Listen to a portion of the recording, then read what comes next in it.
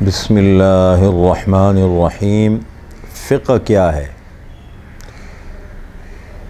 اس کی آسان تعبیر میں آپ کے سامنے ذکر کرتا ہوں۔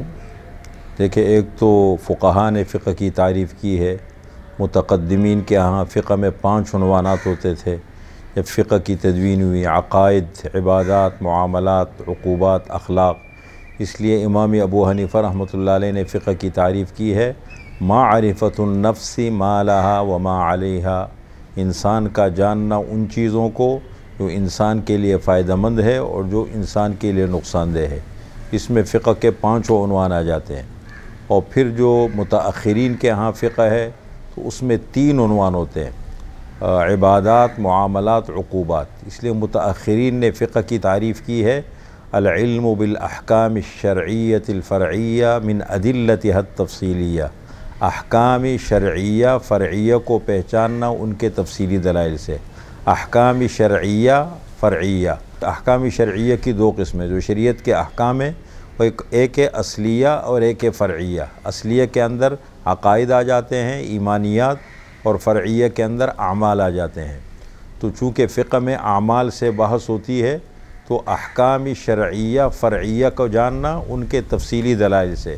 تفصیلی دلائل کیا ہے؟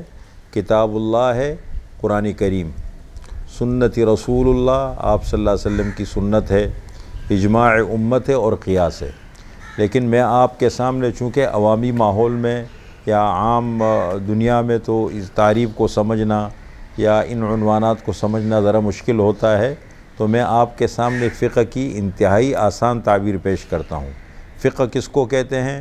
قرآن و حدیث میں، قرآن کریم میں اور احادیث مبارکہ میں جتنے احکام ہیں، قرآن کریم میں احکام ہیں، احادیث میں ان کی تفصیل اور تشریح ہے۔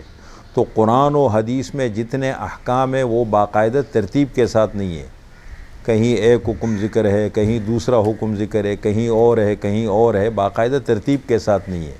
تو قرآن و حدیث میں جتنے احکام ہیں، فقہاء کرام نے ان احکام کو الگ کیا، پھر ان کو ترتیب دی اور پھر ان کی تشریح کی گئی، علم فقہ وجود میں آ گیا۔